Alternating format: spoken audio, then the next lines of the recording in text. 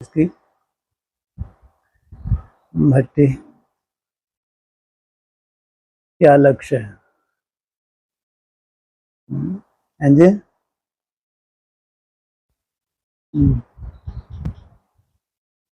कुछ है, कोई लक्ष्य है या प्रोग्राम मिला और भट्टी शुरू?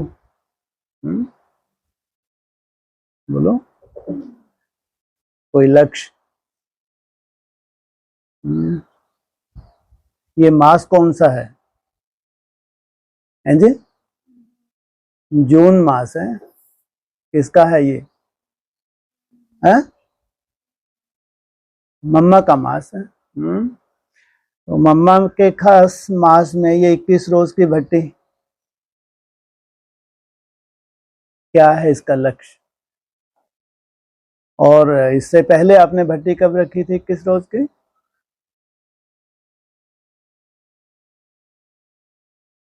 21 रोज की। और पीछे जाओ, बड़ा दिन मनाया था? नहीं मनाया। 5 दिसंबर से 25 दिसंबर, वो बड़ा दिन था या बड़े दिन की शुरुआत थी? छोटा भी नहीं था, बड़े दिन की शुरुआत थी या बड़ा दिन था? वो लोग कहते हैं, क्रिश्चियन लोग 25 दिसंबर को क्या कहते हैं? बड़ा दिन। तो बड़े दिन की शुरुआत थी या बड़ा दिन था? शुरुआत थी। बड़ा दिन कौन सा है जी? 21 जून। हाँ, 24 जून कहो या 21 जून, एक ही बात है। बाबा भले ही चला जाए, मम्मा अंत तक, भले ही चला जाए बाबा, लेकिन मम्मा को क्या करना है? हैं जी? इनसे मिलो। बाबा भले चले जाए, मम्मा अंत तक रहेगी। क्यों? अरे बाबा किस लिए गया है पहले? मुरली के हिसाब से बताओ। बाबा भले चले जाए, मम्मा अंत तक रहेगी, ये पॉइंट है। तो मम्मा को क्यों अंत तक रखा? बाबा पहले क्यों चले गए? थोड़ा साउंड बढ़ाओ, इनसे मिलो।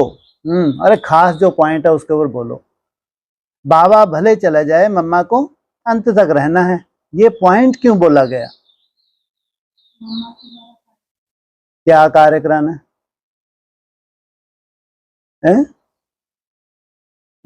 है? हाँ, गर्भ महल तैयार करने के लिए बोला था कि मम्मा को इसलिए अंत तक रहना है कि ये क्या करेगी?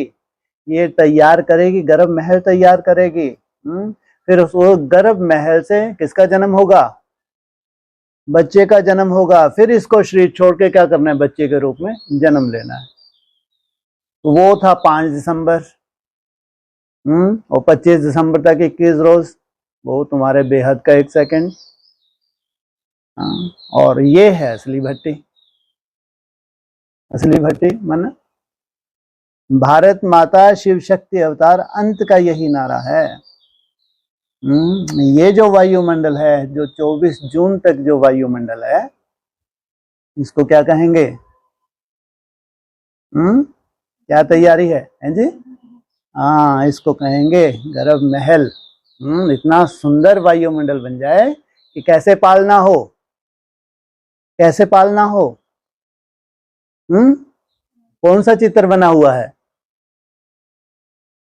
इस गर्भ महल का कौन सा चित्र बना हुआ है भक्ति मार्ग में?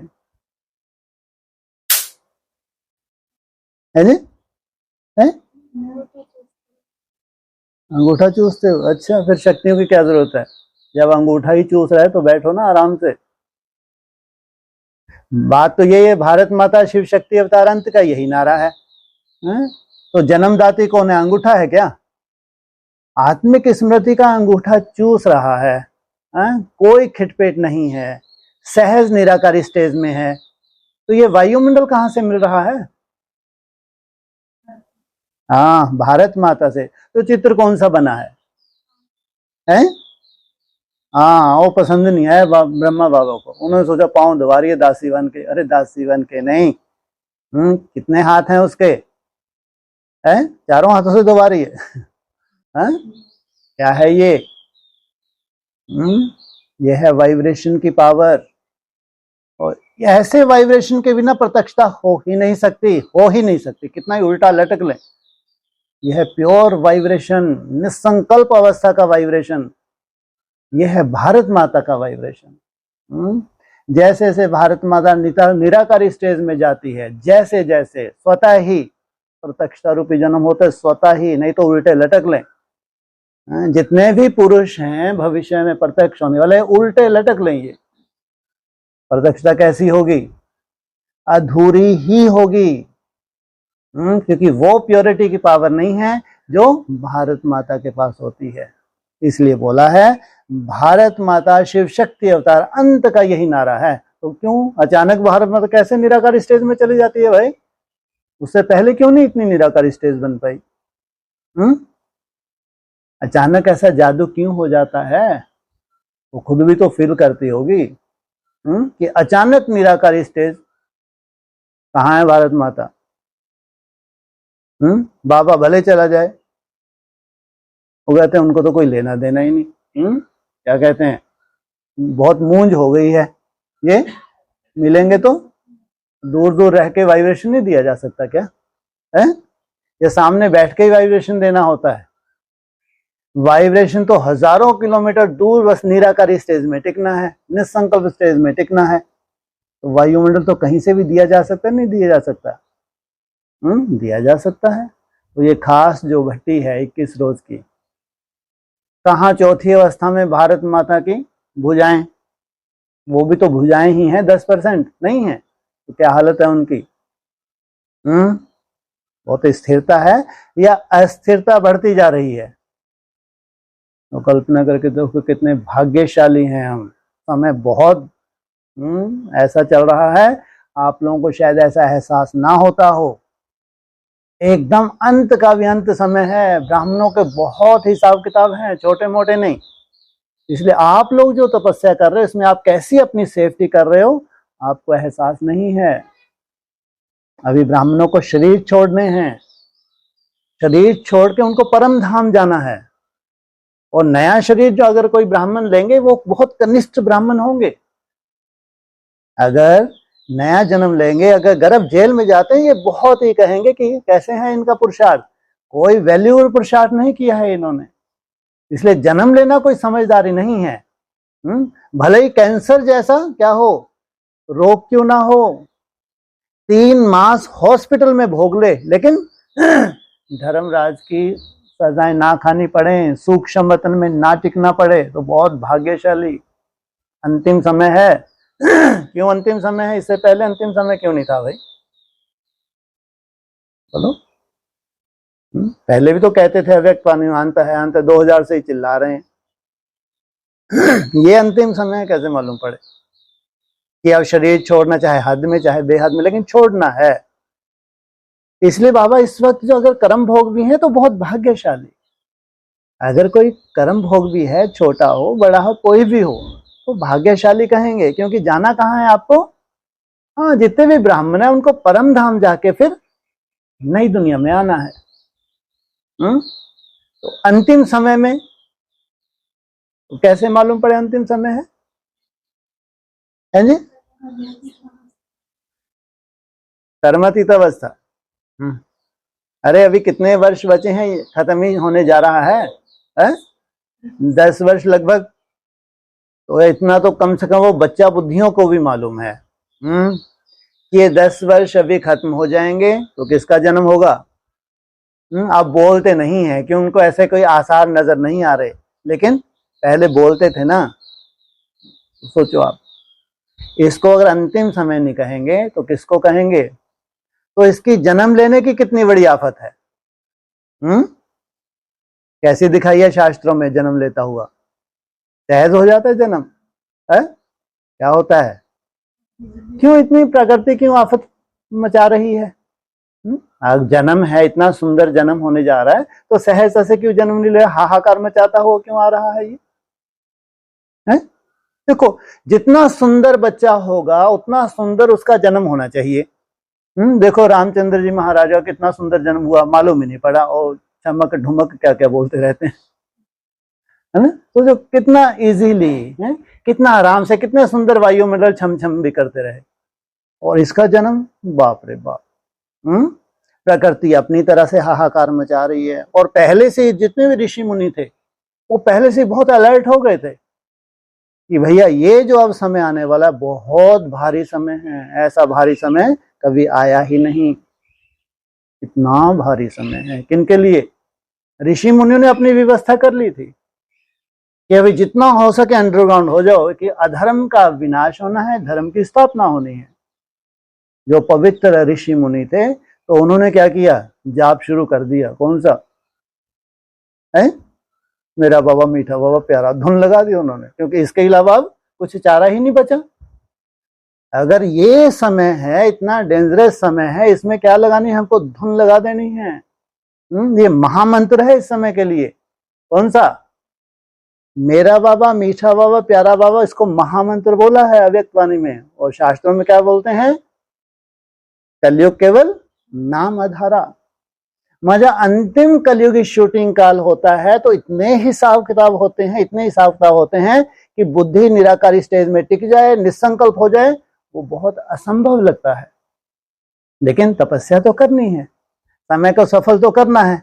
तो फिर मेरा बाबा मीठा बाबा प्यारा बाबा, इसकी धुन, इसके आधार से व्यर्थ आपका कम हो जाए। और व्यर्थ जितना कम हो रहा है तो समझो आप उतने आपके विक्रम विनाश हो रहे हैं। जन्म तो अपने निश्चित समय पे होना ही है, लेकिन उस जन्म तक हमारी गति, जैसे अव्यक्त वाणी में बोला है, तुम्हारा क्या है? साथ साथ पढ़ाई का भी रहस्य है, साथ साथ खेलकूद का भी रहस्य है, साथ साथ राजाई की भी, और पूरी शूटिंग यहाँ साथ साथ होती है। तो ऐसा नहीं कि कोई एक बच्चा होगा उसका जन्म हो जाए। तो वैसे श्रेष्ठ आत्माएं और भी तो होंगी। तो सोचो कैसा वायुमंडल बनने वाला है, और इस वायुमंडल के निमित्त कौन? बाबा भले ही चला जाए, भारत माता शिव शक्ति अवतार अंत का यही नारा है। ये अंत का जो नारा है वो प्रैक्टिकल होने जा रहा है। अगर हमको लगता है कि हम भारत माता की भुजाएं हैं, तो सोचो कितना सुंदर वायुमंडल बनाने वाले हैं आप। कल्पना करके देखो। कितना भी असंभव हो, निसंकल्प होना, उसकी चिंता नहीं, लेकिन उसको सफल करना, समय को सफल करना। मेरा बाबा मीठा बाबा प्यारा बाबा, या कोई भी विजन जो आपको सहज लगता है, कोई भी विजन जो आपको सहज लगता है, उसमें लंबे समय स्थिर होना। यह है तीसरे नेत्र को एकाग्र करना, जो सबसे मुख्य है। जिसका तीसरा नेत्र एकाग्र हो गया वो पूरी तरह से क्या करेगा? सही विधि से मन को कंट्रोल करेगा। यह है एक्यूरेट विधि। तीसरे नेत्र को सूक्ष्म करके मन के ऊपर क्या करना? कंट्रोल करना। यह है राजयोग। इसलिए जितना सूक्ष्म तुम्हारा तीसरा नेत्र, उस पॉइंट में टिक के मन को एकाग्र करना, यह है यथार्थ राजयोग। और अभी क्या हो रहा है? मन के पीछे बुद्धि चली जाती है। इसलिए अगर विजन बन रहा है तो बहुत भाग्यशाली हैं, नहीं बन रहा तो कोई चिंता की बात नहीं। तो कौन सी धुन लगाएंगे? मेरा बाबा मीठा बाबा प्यारा बाबा। धीरे धीरे हल्कापन आएगा, हल्कापन आएगा तो कोई भी सुंदर विजन बनेगा। विजन बनेगा तो तीसरा नेत्र हमारा शार्प होगा, उसी से पूरा भविष्य देखेंगे आगे चल के। भविष्य की पूरी रूपरेखा किसमें है? ड्रामा घूमता जाता है और धीरे धीरे सब कुछ सामने आता जाता है। तो कैसे सामने आता जाता है? किस आधार से? तीसरे नेत्र के आधार से। इसलिए अपन कितने भाग्यशाली हैं। कहाँ ब्राह्मणों की दुनिया में हाहाकार मची हुई है, और कहाँ तुमको भट्टियां, घंटों बैठते हो, और ऐसे आराम से बैठते हो जैसे मालूम नहीं कितना बढ़िया ब्रह्मा भोजन खा रहे हो तुम। कैसा लगता है? नहीं तो आसान है क्या? इतनी मन बुद्धि थकी हुई है ब्राह्मणों की, इतनी मन बुद्धि थकी हुई है, साइलेंस में बैठना असंभव है, असंभव। सोचो। और तुम साइलेंस में बैठ के जो अपने ऊपर काम करते हो, युद्ध तो है, माया तो है, लेकिन जो तुम अपने ऊपर काम करते हो, जो निसंकल्प होने की मेहनत करते हो, आपने कभी कल्पना की है कितनी बड़ी तपस्या है ये? इसलिए कहा तुमको भले ही मेहनत लगती है, लेकिन खुशी किसको होती होगी?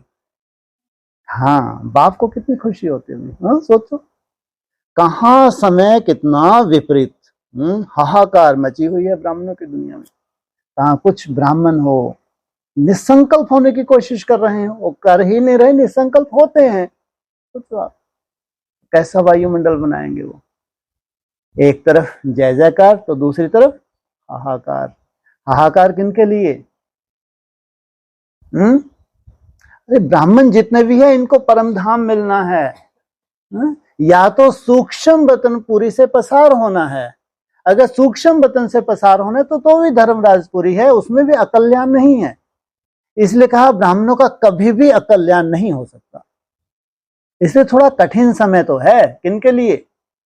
ब्राह्मणों के लिए।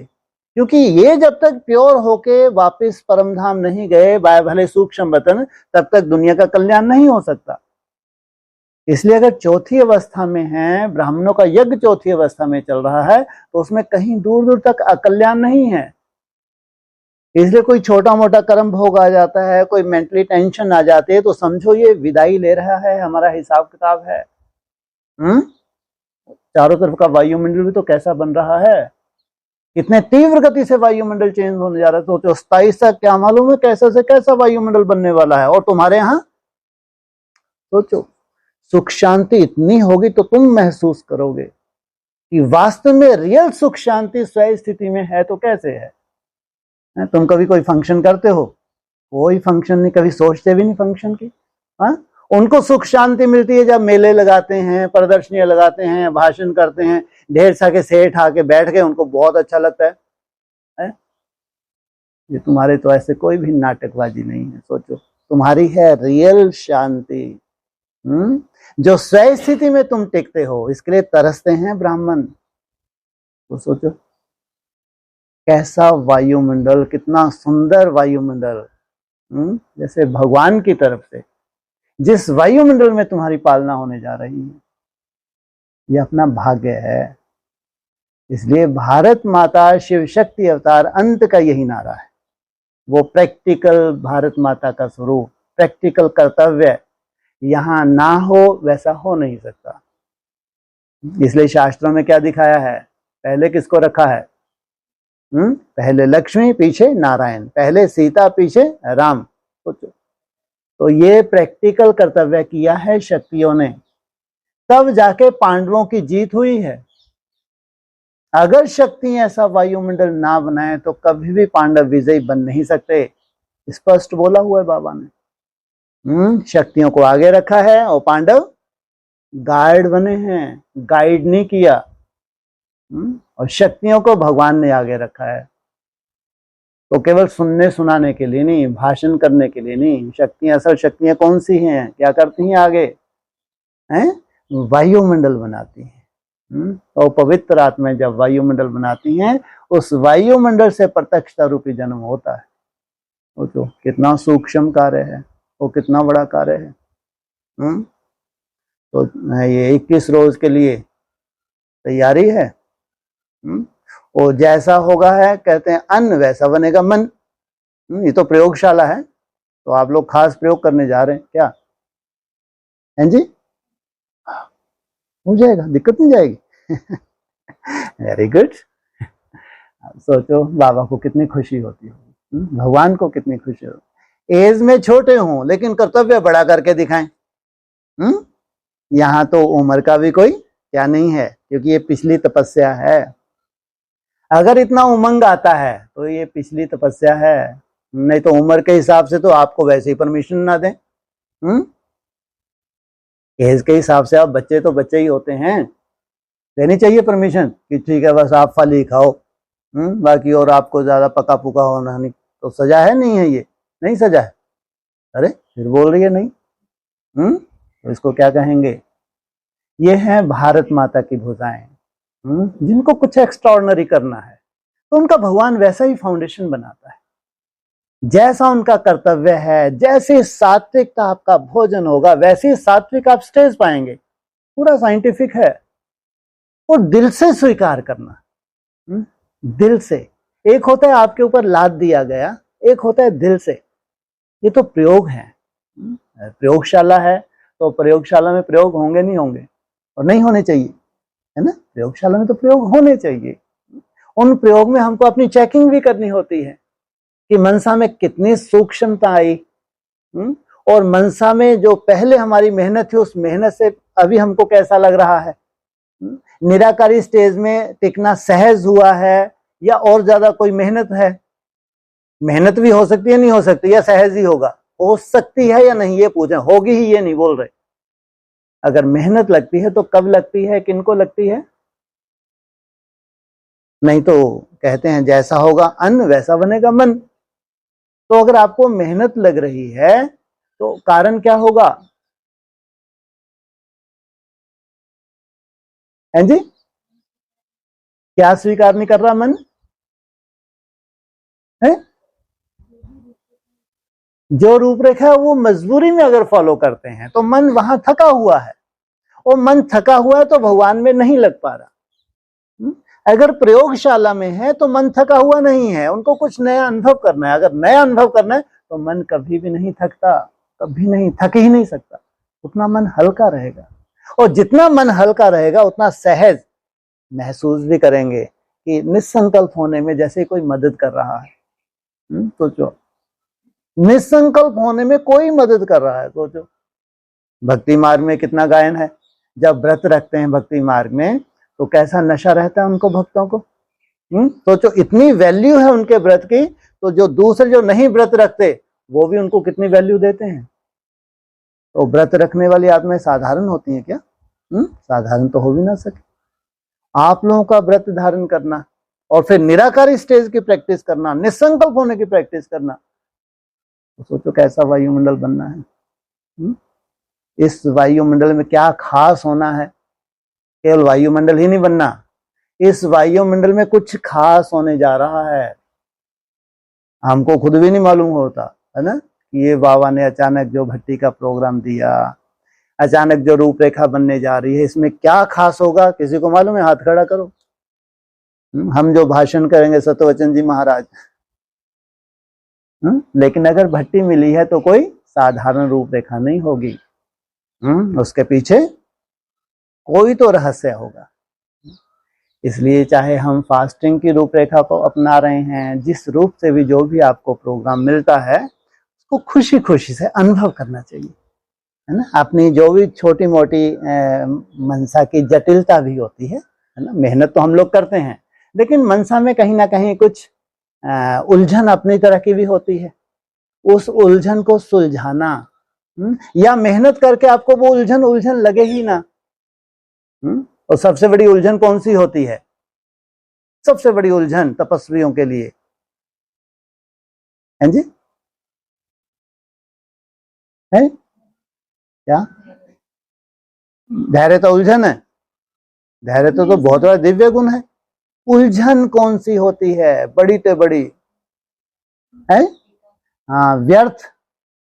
सबसे बड़ी अगर कोई उलझन है वो है व्यर्थ संकल्प, जो नेचुरल है। सोचो, वो क्या है? नेचुरल है, व्यर्थ संकल्प। और तुम लोग उस हवा को कंट्रोल करने की कोशिश कर रहे हो। सोचो आप, कितनी बड़ी बात है। जो वायु स्वतः ही श्वास लेने के लिए जरूरी है, जिसके बिना जीवन ही नहीं है, आप उस वायु को कंट्रोल करके क्या कर रहे हो? क्या स्वीकार कर रहे हो? अब वायु को कंट्रोल करोगे तो क्या होगा? मृत्यु होगी। और बाबा तुमको क्या करना सिखाते हैं? जीते जी मरना सिखाते हैं। सोचो आप, ये है बेहद की मृत्यु। ब्रह्मा कुमारी को नहीं मालूम, गीत लगा के बैठ गए, घंटों भट्टी कर ली, फिर भाई जी आए भाषण करके, बहन जी आई भाषण कर, होगी भट्टी 8 घंटे की। हाँ, ये है तुम्हारी ओरिजिनल भट्टी, ये है राजयोग। जो श्वास स्वतः ही चलना है, चलना ही है, तुम उस श्वास को रोकती हो। ये संकल्प क्या है? ये आत्मा का जैसे कि श्वास है, जिसको नेचुरल चलना ही है। तुम क्या करते हो, इन संकल्पों को 5-10 सेकंड के लिए भी रोकते हो। सोचो आप, 5-10 सेकंड रोकते रोकते फिर आप कहां तक जाते हो? 1 मिनट तक जाते हो। सोचो, जब तुम्हारा 1 मिनट संकल्प रुकने लगे, समझो श्वास रुक गई आत्मा की, तो सोचो आत्मा कितनी पावरफुल बन गई। कल्पना करके देखो, जब 1 मिनट तक तुम पहुंचोगे, तुम्हारा श्वास, बेहद का श्वास रुक गया, संकल्प रुक गया, तो कितने पावरफुल आत्मा बन जाती है। और उससे ऊपर कहां तक, कितने तक श्वास रोकते हो? सोचो, हाँ, 1 मिनट तक ही बस। अरे धीरज धर मनुआ, धीरज धर, कल तुम्हारी मुट्ठी में है नहीं है, है? नहीं है, नहीं, भगवान तो आया ही नहीं है। बस हमको ही मेहनत करके सब कुछ करना है। हाँ, ऐसा मैंने हमारे ऊपर ही पूरा बोझ रख दिया बाबा। हम तो जाके फंस गए हैं। अरे इतनी ब्रह्मा कुमार कुमारियां थी हैं, बैठी हैं सफेद सफेद साड़ी पहन के, बेचारी कितनी सुंदर मुरली सुनाती हैं। बाबा इनको क्यों नहीं पकड़ा? बाबा ने सारी आफत तुम्हारे ऊपर क्यों दे दी? आफत है, नहीं है, ये नहीं है तो जो मैं बोल रहे हैं, हाँ आफत है। कितनी बड़ी आफत दे कि अपने श्वास को रोको। 1 मिनट तक की कितना आफत थी, बोले नहीं इसी से काम नहीं चलेगा। कितने मिनट चाहिए ट्रैफिक कंट्रोल? 3 मिनट का चाहिए, गीत तक बना दिए 2.5-3 मिनट के। तो बोले हाँ ये तुम्हारी स्टेज बहुत सुंदर आ गई, अब बाप ने तुमको जैसे कि पिरो लिया, लेकिन अभी बापसमान नहीं बने। बापसमान बनने के लिए और थोड़ा आगे बढ़ो, तो ये वायुमंडल बनता जाएगा। इसलिए कहा अभी एकदम से अपने को सर्टिफिकेट नहीं देना, लेकिन 27 जो तुम विघ्न विनाशक का योग कर रहे हो, उसका मतलब क्या है?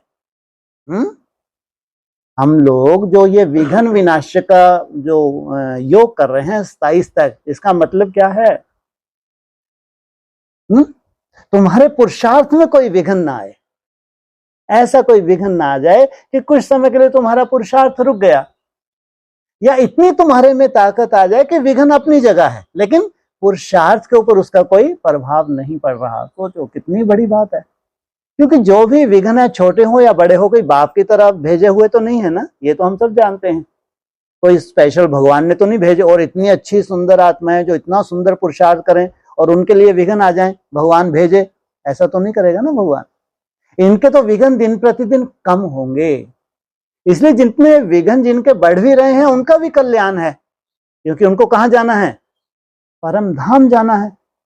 और जिनको जीते जी ये शरीर भी रहे, और शरीर रहे और सब कुछ, जिसने अंत किया उसने सब किया, कितनी श्रेष्ठ आत्माएं होंगी, कोई साधारण हो सकती हैं? कितना बड़ा महावाक्य है ये। जिसने अंत किया उसने सब किया। कौन सा अंत है भाई? सब कुछ किया, कौन सा अंत है ये? इतना बड़ा टाइटल जिनके लिए दिया है, जिन्होंने अंत किया उसने सब किया।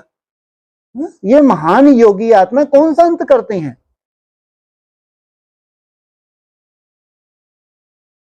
बोलो। सृष्टि के, हाँ ये है अंत। सृष्टि की शुरुआत किस पॉइंट से होगी? नए सिरे से सृष्टि कैसे बनेगी? ये है अंत।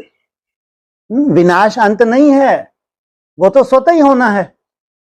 विनाश के लिए तुम करो ना करो, प्रकृति में जो चेंज होने जा रहा है, जो वार लगनी है, जो उसमें जो भी ये मिसाइल वगैरह का प्रयोग होगा, एटॉमिक शक्ति का प्रयोग होगा, उसमें तुम कुछ करो ना करो, उसको कोई रोक नहीं सकता।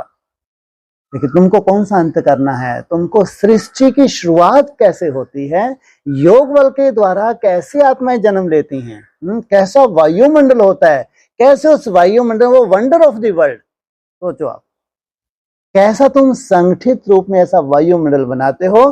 पांडवों का किला ऐसा बन जाएगा, आसुरी संप्रदाय तो छोड़ो, उसमें आसुरी संकल्प भी नहीं प्रवेश कर सकते। सोच, वो छोटी सी दुनिया, वो कैसी दुनिया होगी जहां संपूर्ण सुख शांति लगी हुई है, दुख शांति का नामो निशान नहीं। और सब ब्राह्मणों को मालूम है कि फला जगह वो छोटे से रूप में नई दुनिया की शुरुआत हो गई, लेकिन कोई ब्राह्मण वहां पटक नहीं सकता। इसलिए 2 दुनिया हो जाती हैं। एक सात्विक ब्राह्मणों की दुनिया और एक पुरुषार्थी ब्राह्मणों की दुनिया, दो दुनिया है। जो सात्विक ब्राह्मण है, जो पुरुषार्थी ब्राह्मण है, उनके लिए एक लक्ष्य हो गया, कहाँ जाना है, मेहनत करके उस दुनिया में जाना है। जो कैसी है दुनिया, अविनाशी दुनिया है। वहां बाप कैसा है, कैसा बाप बैठा है, क्या है उसका टाइटल, अमर भव, अमरनाथ। सोचो, जहां अमरनाथ बैठा है, अमर भव का वरदान है, वहां जाना सबका लक्ष्य है। यहां सात्विक स्टेज को धारण करते जाते हैं और कहां ट्रांसफर होते जाते हैं, वो अमर भव, जहां अमरनाथ बैठा हुआ है, जहां किसी की मृत्यु ही नहीं होती। सोचो, कल्पना करके देखो, कोई ऐसा संगठन जहां मृत्यु का नाम ही नहीं है, और भगवान ने उनके लिए मुरली में बोला आयुष्मान भव। कितनी लंबी आयु चाहिए उस निराकारी स्टेज में जाने के लिए, उस निसंकल्प स्टेज में जाने के लिए। कैसा वायुमंडल चाहिए, उस वायुमंडल में तुम्हारी पालना होती है, उस वायुमंडल में सृष्टि की शुरुआत होती है, दूसरी तरफ पूरी सृष्टि नरक बन जाती है। तो वहां तुमको कुछ करना धरना है, कुछ नहीं करो धरोगे, क्या करोगे वहां, स्वतः ही प्रकृति क्या करेगी, स्वतः ही प्रकृति तुम्हारी पालना करती है। वहां कुछ नहीं करना है, क्या करना है, बस निराकारी स्टेज में जो तुम आनंद लोगे। योगियों के लिए कहा है ये परमान आनंद का अनुभव करते हैं, आनंद नहीं, परम आनंद। सोचो, खाने से, देखने से, सुनने से हमको आनंद मिलता नहीं मिलता, लेकिन वो निराकारी स्टेज में परम आनंद का अनुभव कर रहे हैं। आप कल्पना करके देखो उनकी स्टेज की, जिसका शास्त्र में क्या गायन है, ये क्या हो गए, छूट गए। ये कहां पहुंच गई, ये कौन सी स्टेज में है, ये मोक्ष की स्टेज में है। बाबा कहते हैं मोक्ष कोई का होता नहीं, लेकिन इतना गायन है मोक्ष का, शास्त्र भरे पड़े हैं। कोई भी स्वर्ग में जाना नहीं चाहता, बड़े से बड़े तपस्वी स्वर्ग को क्या कहते हैं, स्वर्ग के सुख कागविष्ठा के समान। सोचो आप, और कहाँ के लिए पुरुषार्थ करते हैं, ज्योति में समाने के लिए, उस ब्रह्म में समाने के लिए पुरुषार्थ करते हैं। तो कैसी होगी वो स्टेज, कल्पना करके देखो। तो इस स्टेज में जाने के लिए कुछ तो मेहनत होगी ना, जो किसी की कल्पना में नहीं है वो तुम मेहनत कर रहे हो, जो किसी की कल्पना में ही नहीं है वो मेहनत कर रहे हो। इसलिए कहा सबसे ज्यादा खुशी किसको होती होगी, बाप को होती होगी। अव्यक्त ज्योतिर्लिंगम, कितना खुश होता होगा।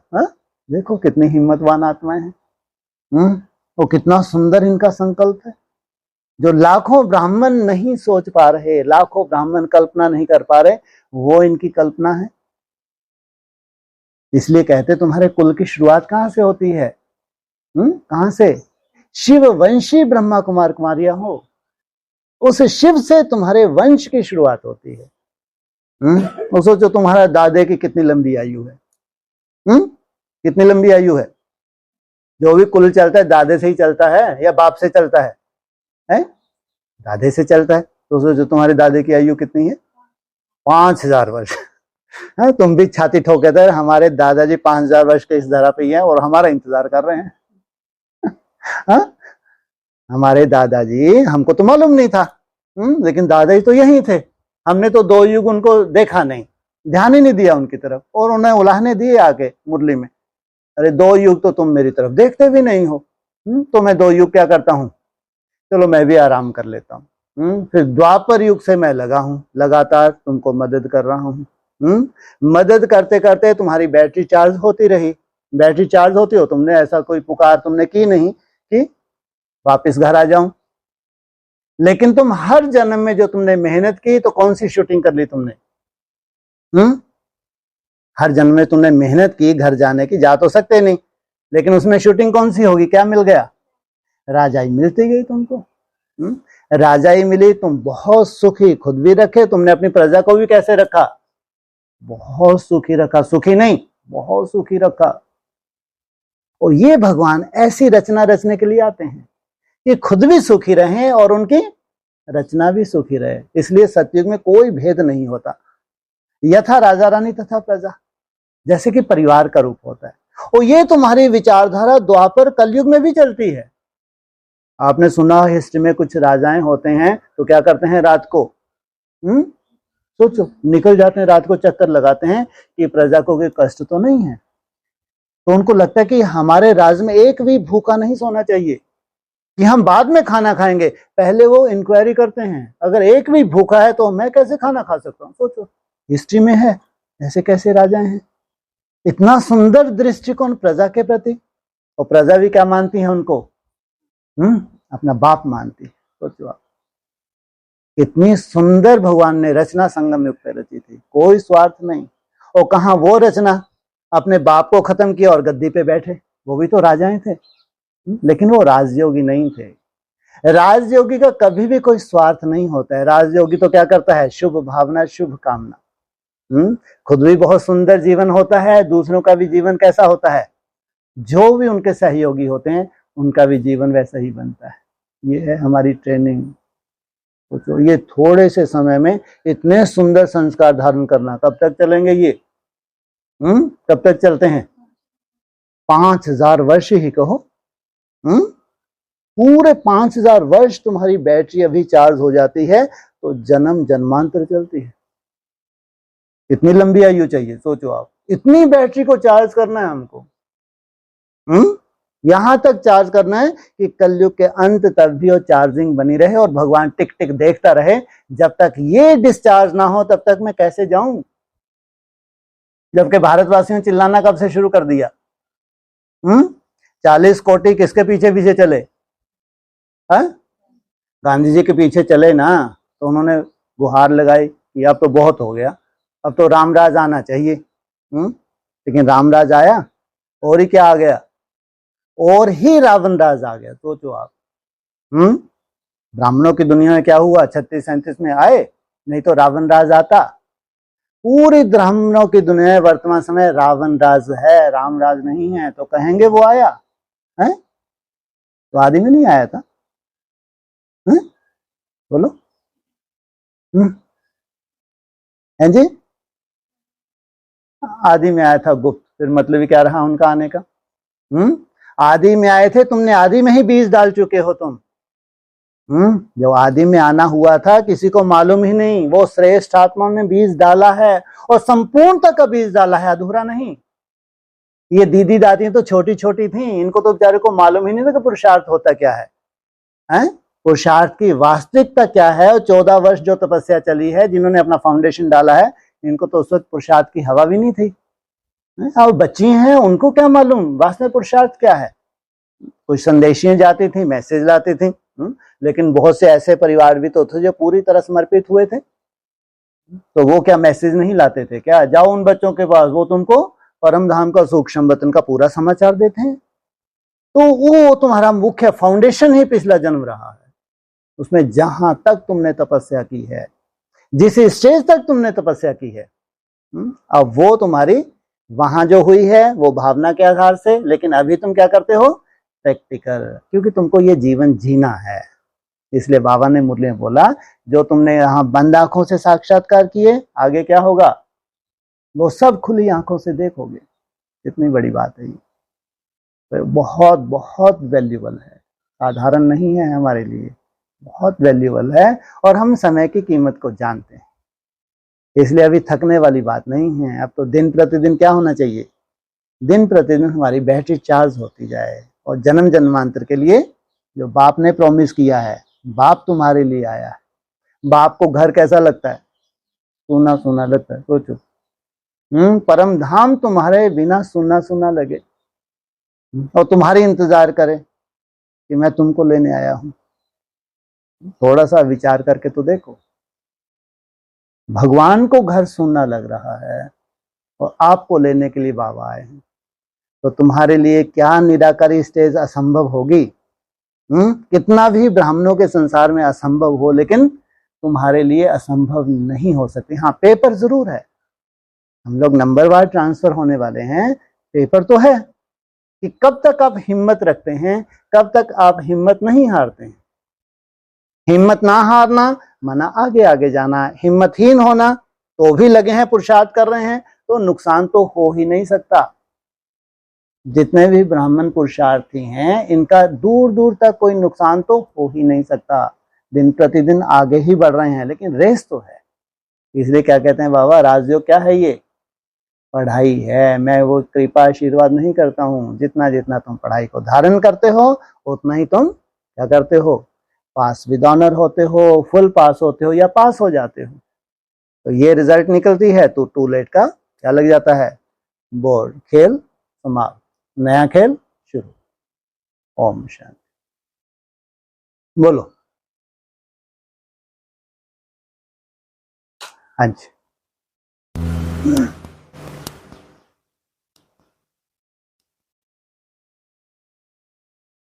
ये बोला ना कि मतलब जब कृष्ण का जन्म होगा टू लेट का बोर्ड लगेगा।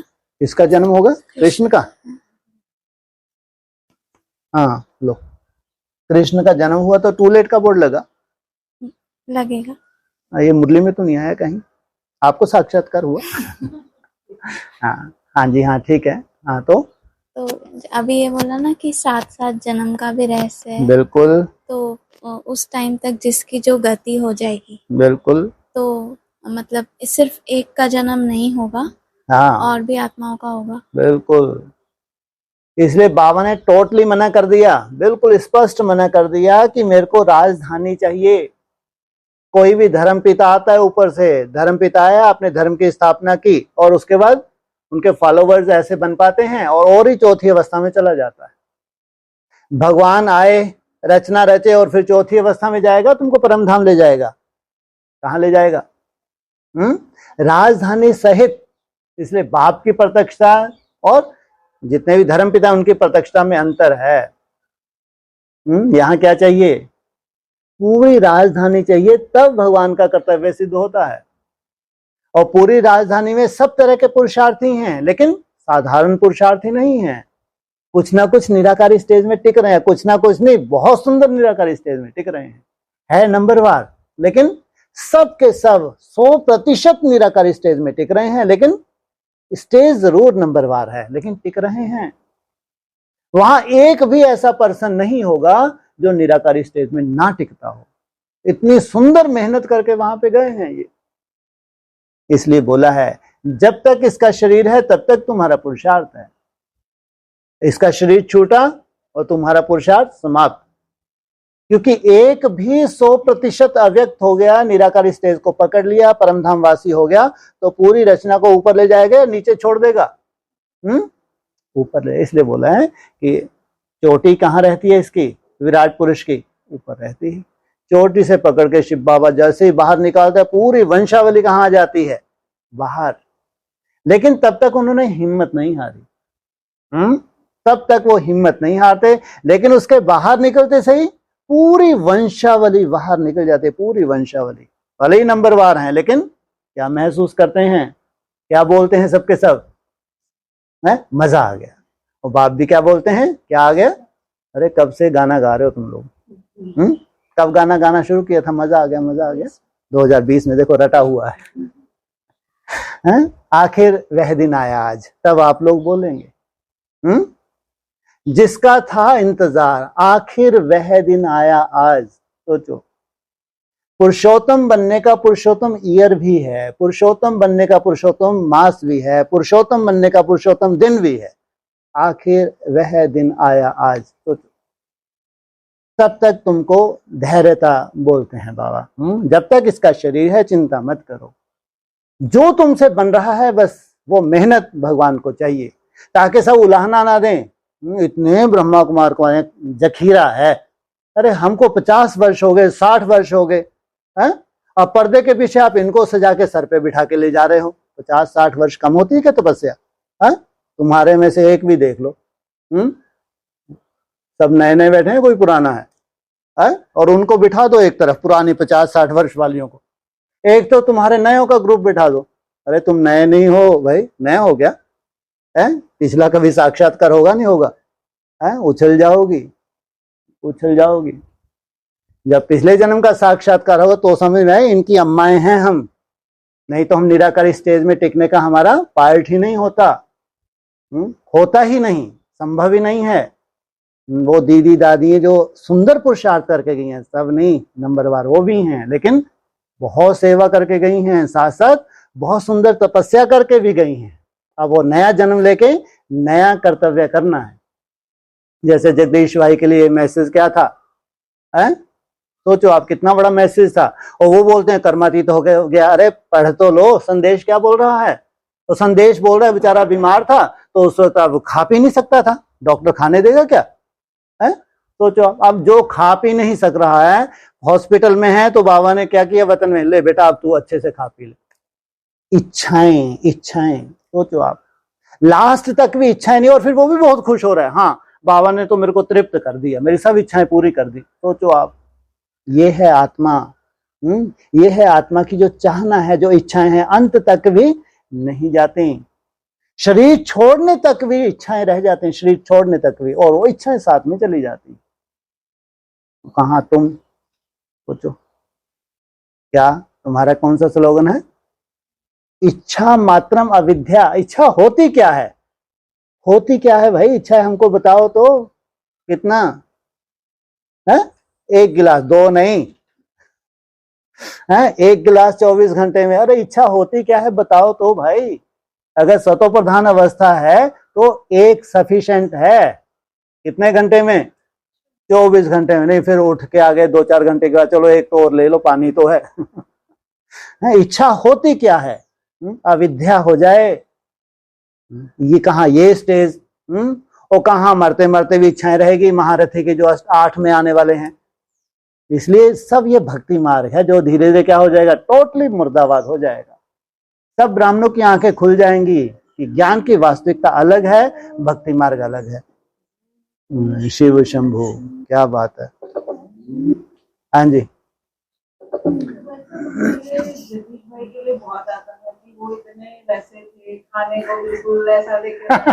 ये जो संदेश तो क्लियर है ना, ये तो संदेश किसी के बनाए हुए नहीं है। और आप उसको देखो, जब वो गुलजार बच्ची ऐसे है कि जैसे पीछा छुड़ाया हो। वो अच्छे से अगर पर्सनल पढ़ो ना तो मालूम हो गया कि चलो अच्छा, जैसे कि पीछा छूट गया हो। पर्सनल पढ़ के देखो, और जिस हिसाब से उनकी टोन है गुलजार की, तो आप पढ़ के तो देखो जैसे कि जैसे पीछा छुड़ाया हो। तो वो भी खुश हो गए, गुलजार तुम आई हो। जैसे कि उम्मीद नहीं थी। ऐसे कैसे संस्कार टकराए होंगे बेचारी गुलजार से, कहाँ इतनी पवित्र आत्मा, और कहाँ ये सब क्या है, ये आगे नहीं होने देते कभी भी। वो तो भगवान ही है जो शक्तियों को आगे रखता है। इनका बस चले तो पूरा अपने सर पे ढोते ही। वो तो भगवान ही है। पूरे किनके हाथ में दी है सत्ता? शक्तियों के हाथ में। तो इसलिए बेचारा लास्ट समय तक जैसी अवस्था में गया, तो बाबा को वहां फिर जाके उसको क्या देना पड़ा, राहत देनी पड़ी। ले बेटे आराम से बैठ, अब तेरे को चिंता नहीं करनी, बढ़िया खा पी आनंद ले, तेरे को सब जगह घुमाऊंगा मैं। अमेरिका तक भी घुमा दिया। उतना ज्यादा नहीं जा पाए होंगे, और वहां की ब्रह्मा कौर नहीं बुलाती होगी बेचारी, क्योंकि इनके भी आपस में ग्रुप बटे हुए हैं। कोई अपने जोन में नहीं बनाता तो तरसते हैं कि उस जोन में तो जा ही नहीं पाया, वो तो मेरे को पहचान ही नहीं पाए। तो बाबा ने क्या किया, सब इच्छाएं उसकी पूरी कर दी। तो सोचो, इससे अवस्था मालूम पड़ती है, हकीकत मालूम पड़ती है। और कहाँ मुरली में तुमको बोला है कि कर्मातीत अवस्था क्या होती है, किस स्टेज तक तुमको जाना है, वो है तुम्हारी कर्म। नहीं पहले बस खत्म ही है, अपने फ्रेश आना है ओम शांति करने के लिए, भले ही आ जाएं। हाँ 10 बजे मिलेंगे आराम से।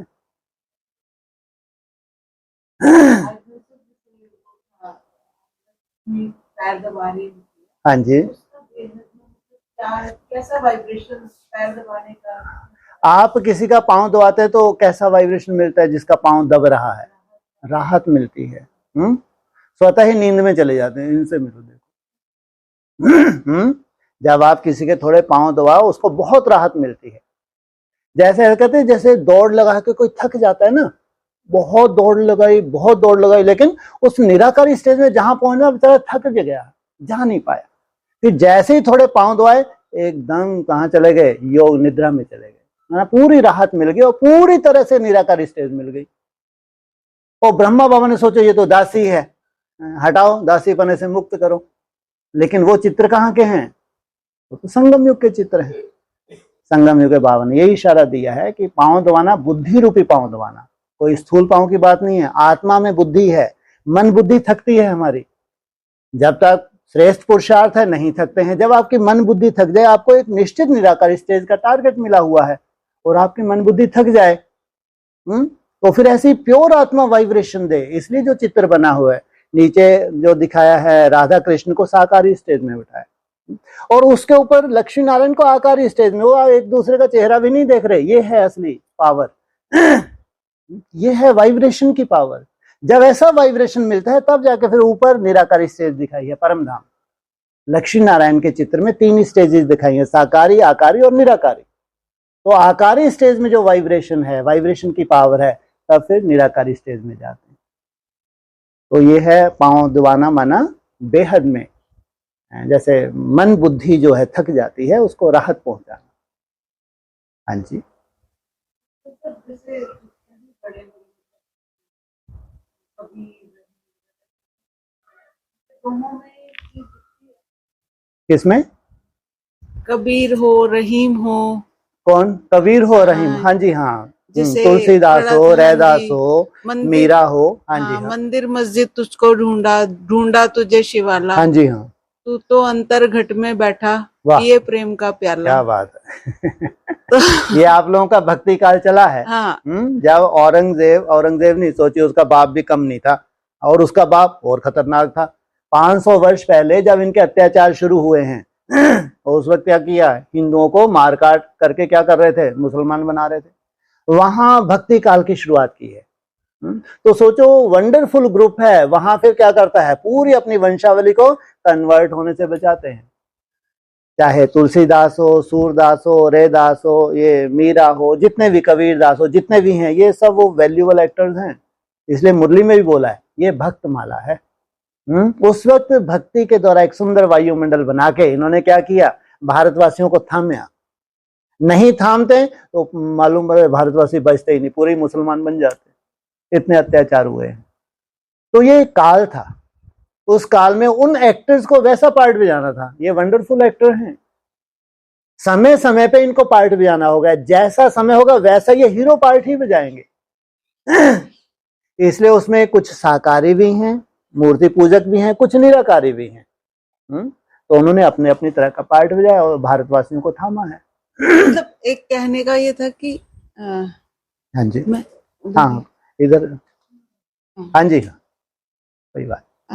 मतलब सबने अंतर में ढूंढने की बात क्यों बिल्कुल, की है, बिल्कुल, वो बिल्कुल। कि वो जो उनकी भी कहीं कुछ हाँ खोज जी। तो रही होगी, कुछ प्राप्ति उनको भी अरे हुई होगी, टचिंग भी तो होती है। हाँ, तो सबने हमारी अंदर में बोला कि बिल्कुल, अंदर में बिल्कुल, खोजो बिल्कुल। उसको। नहीं, बाहर अंदर में मोस्टली जिन्होंने बोला है वो निराकारवादी हैं, ये हमेशा ध्यान हाँ रखें। जी, ज्यादातर अगर रिसर्च करेंगे भक्ति मार्ग में, अंतर की जब बात आएगी वो निराकारवादी हैं। लेकिन जो साकारी हैं वो भी कहते हैं आत्मा सो परमात्मा, लेकिन साकार ब्रह्म को मानते हैं। उनके लिए जो मूर्ति है, राम है, कृष्ण है, ये साकार रूप है ब्रह्म का। तो वो चाहते हैं साकार में ब्रह्म का हमको साक्षात्कार हो। निराकारवादी मानते कि हमारे अंदर ही है। इसलिए दोनों ही परिभाषा यहाँ संगम युग की है, चाहे निराकार ब्रह्म की हो चाहे साकार ब्रह्म की हो। तो यहाँ भक्ति मार्ग में जो साकार को हम मानने वाले हैं यही मानते थे कि वो ब्रह्म का साकार स्वरूप है ना। जो पुष्टि मार्ग का जो जिक्र आता है, तो उन्हों को यही सिखाया गया, ये अंदर की बात नहीं है, वो तो तुम्हारे सामने आके खड़ा हो जाएगा। जब तुम्हारी इतनी परिपक्व अवस्था हो जाती तो उसको क्या होना चाहिए, तुम्हारे सामने। तो सूरदास के सामने क्या हुआ, आके खड़े हुए नहीं हुए। तो उनके हिसाब से वो परम ब्रह्म था। निराकार ने साकार रूप धारण किया, तो उनके हिसाब से उनकी सदगति होगी। तो वहां दोनों तरह के रहे हैं, निराकारवादी भी रहे हैं भक्ति काल में और साकार भी रहे हैं। साकार में गाइड करने वाले मूर्ति पूजक भी रहे हैं। तो इसको आज के उस परिवेश में हम ऐसे समझ सकते हैं कि जब हमारा मन बुद्धि मतलब बिल्कुल अपने आप में वही स्वस्थिति में वो वाली चीज हुई, तो वो निराकार को हमने अंतर्गत आप से लेकिन मतलब ये देखो कि वो शूटिंग काल कौन सा है, वो है ये कलयुग का मिडल मध्य। कलयुग का मध्य काल है, और जिसमें इतनी सुंदर उनकी भावनाएं हैं और भावनाओं का फल ऊपर वाला दे रहा है। और अभी आप कौन से शूटिंग काल में बैठे हैं, एकदम अंत के शूटिंग काल में बैठे हैं। तो सोचो तो जरूर ये कहेंगे कि भगवान आया ही है अंत के लिए, अंत को आदि करने के लिए। जब इतने कमजोर पड़ गए भारतवासी, तब उनको स्वयं स्थिति में टिकाना। इसलिए वो जितना भी उन्होंने जो पढ़ा है शास्त्र में, जो वहां या ये कहो जो साक्षात्कार होंगे, वो अभी के हैं, अभी के पूरे साक्षात्कार हैं, जो हम लोग प्रैक्टिकल जिस स्टेज को धारण करेंगे, फिर हम द्वापर युग में वैसा वैसा उसका जिक्र करेंगे। और अभी जैसे आदि की आत्माओं के लिए है कि हम पीछे कहीं जाके तपस्या की, तब यहाँ हैं हम। हाँ जी, बिल्कुल। तो एक विचार ये आता है कि बाबा से तब भी नहीं, फिर इसका मतलब वही ऐसा वाला होता है, तो आता है कभी कभी कि उनसे मिलना नहीं हुआ और अब भी नहीं। आप ये सोचो, जो 5 साल का टाइम पीरियड रहा है, 36, 37 से लेके 42 तक, सोचो, उसमें तो जबकि देखा जाए तो ज्ञान का कोई रोल ही नहीं था, लेकिन साक्षात्कार की लीला कितनी वंडरफुल रही होगी। जो 5 वर्ष में जो साक्षात्कार हुए, सबने अपने अपनी तरह के क्या करे, बीज की नूंद हो गई। सोचो, आप कल्पना करके देखो, केवल 36, 37 से लेके 42 तक। ज्ञान तो आया ही 47 में है, उससे पहले तो मुरली चली ही नहीं है, ओम मंडली थी। लेकिन उस मूर्ति के कैसे साक्षात्कार हुए कि ऊपर नीचे जितनी भी मूर्तियां हैं वंडरफुल हैं, उनको सबको वो साक्षात्कार के आधार से बीज धारण कर लिया। कल्पना करके तो देखो। तो 5 साल तो कितना अंडरग्राउंड रहा है। हाँ, ये है कि भागवत का रूप जो है प्रैक्टिकल वो 47 में हुआ है, लेकिन साक्षात्कार की लीला तो वहां चली है। तो साक्षात्कार के आधार से उन्होंने क्या किया, बीज को धारण कर लिया। वो बीज अविनाशी है, क्योंकि उस वक्त वो निराकार आया हुआ है और निराकार उनको साक्षात्कार करवा रहा है। वो बीज धारण कर रहे हैं जो सामने बैठे हैं, और वो जो धारण कर लिए, ये चलना है ब्रॉड। अभी जब ड्रामा शुरू होगा, उसके बाद जो ड्रामा शुरू होने वाला है, चाहे थ्रू ब्रह्मा कुमारीज या फिर भविष्य में अंत में जो जो उन्होंने धारण कर लिए, ये प्रैक्टिकल होने वाला है। तो उसमें सबसे वंडरफुल था वो बाप जिसको पत्थर ठिकर में ठोक दिया। मुरली में भी आया है, शिव बाबा को कहाँ कर दिया, पत्थर ठिकर में ठोक दिया। सोचो आप, कहाँ निराकार, निराकारी स्टेज वाला समय बहुत शॉर्ट था, लेकिन उस शॉर्ट समय में भी जो साक्षात्कार करवा दिए, तो आप क्या समझते हैं, उसमें शूटिंग हो गई। जो धारण करने वाली आत्मा है उनकी भी शूटिंग हो, जो रचयिता उसकी भी शूटिंग हो गई। और वंडरफुल बात, फिर आगे भी वो वंडरफुल रहा पार्ट। आदि में भी गुप्त तो अंत में भी गुप्त। अंत में वो 5 साल का पीरियड था। सोचो, वही 20 से साल, बिल्कुल आप सोचो, वही 5 साल का पीरियड है। 18, 19, 20, 21, 22, 5 साल में वो निराकारी स्टेज को जा रहे हैं और अपने बच्चों को कैसा वाइब्रेशन दे रहे हैं। आप कल्पना करके देखो, ड्रामा खत्म नहीं हुआ है। हाँ, तुम बच्चों को 40 से 50 वर्ष लगते हैं सतोप्रधान बनने के लिए। सोचो, बाप जैसे जैसे निराकारी स्टेज में जा रहा है, तो कुछ वाइब्रेशन जो निकल रहा है वो बच्चों को मिल रहा है, जबकि वो बच्चे सन्मुख है ही नहीं। इसलिए आदि के 5 वर्ष और अंत के 5 वर्ष वहां भी कर्तव्य किया, लेकिन गुप्त रहा। अंत में भी कर्तव्य करते हैं, लेकिन गुप्त रहते हैं। इसलिए कहा ये बेताज बादशाह है, ये देखने को नहीं आता शिव बाबा। इतना वंडरफुल पार्ट है, लेकिन तुम बच्चों को गुप्त नहीं रहना है। बाप गुप्त रहा, वो चला, लेकिन तुम बच्चों को गुप्त नहीं रहना है। तुमको बाप की महिमा निकालनी है। हाँ जी, एक वैसे जनरल वैसे सवाल है। हाँ जी, जैसे कहता है ना, झंडारोहण हुआ और हाँ जी, उससे हाँ जी, तो जितने भी कृष्ण के मंदिर हैं, सब पे ध्वजा का बहुत महत्व है, बहुत ज्यादा महत्व रहता है। पूरा अच्छे उससे करते हैं, ध्वजा ही लेके चल रहे हैं। तो वही उस, हाँ, बिल्कुल, ध्वजा का मतलब, और उन्हीं के ही मंदिरों पे सबसे ज्यादा वही रहता है। नहीं, ऐसा नहीं है। ज्यादातर मतलब वो बदली जाएंगी, और चढ़ाने का भी होता है पूरा परिक्रमा। और यहाँ फिर वो झंडा बुलंद किया है ना, यहाँ बाप का झंडा बुलंद किया है। पांडव भी हैं तो शक्तियां भी हैं। जिस बाप का झंडा बुलंद, वो सदा ही लहरा रहा है। ये चैतन्य ऐसे मंदिर बने हैं जिन्होंने उसका झंडा बुलंद किया है। मंदिर नीचे है, मूर्ति मंदिर के अंदर है, गर्भगृह में है, झंडा ऊपर लहरा रहा है। तो कितना वंडरफुल है ड्रामा। हाँ, होता तो माताओं के मंदिर। इसलिए जो स्वयं को ही प्रत्यक्ष नहीं किया, हम जितना जितना गुप्त होते गए उतना ही वो झंडा लहराता गया। और वो जितना स्वयं को छटपटाहट में अपने को प्रत्यक्ष करते हैं उतना ही वो गुप्त होते जाते हैं, झंडा नहीं लहरा पाते, खुद लहरा जाते हैं, सोल प्रवेश होते पता नहीं कहाँ लहरा गए।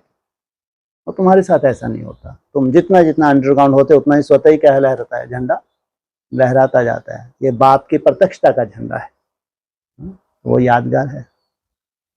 हाँ जी, इधर दे दो। हाँ जी, ये कर्मातीत अवस्था की जो अलग अलग स्टेजेस है, हाँ जी, तो उसमें क्या अंतर है। कर्मातीत अवस्था की शुरुआत हो जाए त्रेता युग की सीढ़ी पे पांव रखते हैं, है ना। जब त्रेता युग की सीढ़ी पे पांव रखेंगे तो अंदर से डिटैचपन महसूस होगा। अंदर से जब डिटैच हो गए तो बहुत हल्कापन आएगा, तपस्या हल्की हो जाएगी। तो वहां से जैसे कि आप दौड़ने की स्टेज पे आ गए, पहले बहुत मुश्किल से चलते थे लेकिन अब हम दौड़ने लगे, और दौड़ते दौड़ते फिर कहां पहुंचेंगे, त्रेता के आदि में पहुंचेंगे।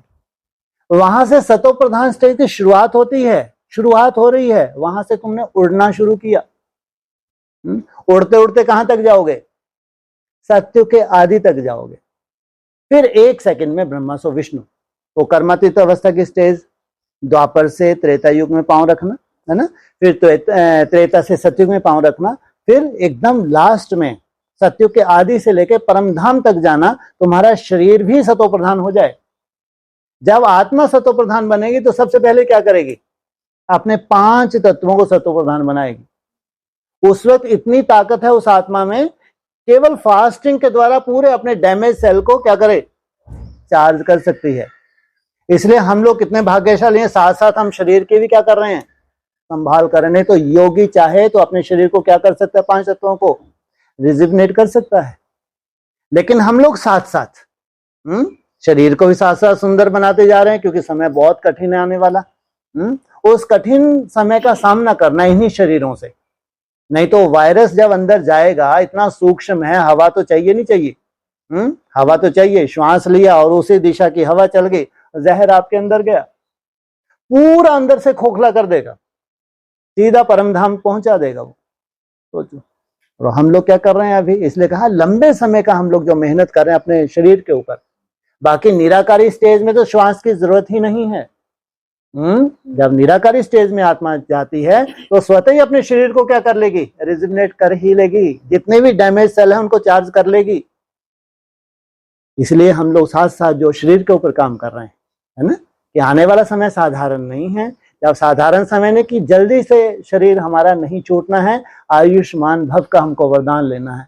ऐसा कोई वायरस आए आपके अंदर भी जाए तो हलचल ना मचा पाए। आज श्वास आप भी ले रहे हैं, दूसरे भी ले रहे हैं, लेकिन आप श्वास लेके अंदर गया, कोई हलचल नहीं मचा रहा। इंटरनल इतने पावरफुल हो गए। नहीं तो आपका साथी दूसरों के अंदर गया तो छलनी कर दिया उसने, वायरस ने। इसलिए आत्मा अपने पावरफुल ये जो डैमेज है उसको पूरी तरह क्या कर सकती है, पूरी तरह से रिपेयर कर लेगी निराकारी स्टेज में। लेकिन हम अभी से बैलेंस रख के चल रहे हैं ताकि बॉडी के ऊपर कोई काम ना करना पड़े। विशेष रूप से धीरे धीरे जब हम निराकारी स्टेज में जाएंगे तो हमको इस शरीर को लेके जाना है, शरीर को छोड़ना नहीं है। तो कर्मातीत अवस्था की लास्ट स्टेज बताई है, जब तुम कर्मातीत हो जाओ तो शरीर भी कैसा होना चाहिए, सतो प्रधान, नहीं तो कर्मातीत नहीं है। यहां तक मुरली ने बोला। सतो प्रधान तब कहेंगे जब तुम्हारा शरीर भी सतो प्रधान बने। ये मुरली के महावाक्य, ये लास्ट स्टेज है। हाँ जी, अभी आया ना कि एक की निराकारी स्टेज होने से सबकी वहां पुरुषार्थ खत्म हो जाएगा। वाह क्या बात है, तो बहुत सुंदर सुना आपने, एक्यूरेट। बाबा ने बोला। हाँ ये पकड़ लो, कोई बात। बाबा के महावाक्य मुरली के महावाक्य हैं। जब तक इसका शरीर है तब तक तुम्हारा पुरुषार्थ है ना। ये आगे आगे डांस कर रहे, पीछे पीछे हम डांस कर रहे हैं। जैसे ब्रह्मा बाबा ऐसा थोड़ी कि वो निराकारी स्टेज में जाने ही वाले हैं, वो भी क्या कर रहे हैं, आपका उमंग उत्साह बढ़ाते हैं, है ना। तो जिस दिन वो परम धाम जाएंगे तो तब तक क्या है, उनका सूक्ष्म शरीर भी खत्म हो गया, समझो। अब ये बहुत डेंजरस स्थिति है। तब तक तुम्हारा पुरुषार्थ है और तुमने तब तक पुरुषार्थ छोड़ा ही नहीं। अब ब्रह्मा बाबा निराकारी स्टेज में परम धाम का गेट खोलने गए और तुम साथ साथ लगे हो, तो शिव बाबा ने चोटी से पकड़ के उसको उठाया। शिव बाबा की पहली रचना है। जैसे चोटी से पकड़ के उठाया, जो पीछे पीछे स्टेप के ऊपर स्टेप रख रहे हैं, सबके सब बाहर आ गए, सबके सब एक सेकंड में। तो सब कहे यार ये क्या हो गया, बाप रे बाप, इतना हल्कापन, अचानक ये क्या हो कि निराकार स्टेज अचानक जो कल तक असंभव था आज क्या हो गई। पर उसमें तो सबकी निराकार सबकी जो अवस्था है निराकारी वो नंबरवार रहेगी ना। अरे कल तक तो आफत हुई जा रही थी, आपको थोड़ी मालूम था कि निराकार स्टेज क्या है। कल तक आपकी बहुत बड़ी आफत थी, आप एक दूसरे को देख पा रहे थे क्या कि निराकार स्टेज कहां तक है? कोई किसी को नहीं देख पा रहा।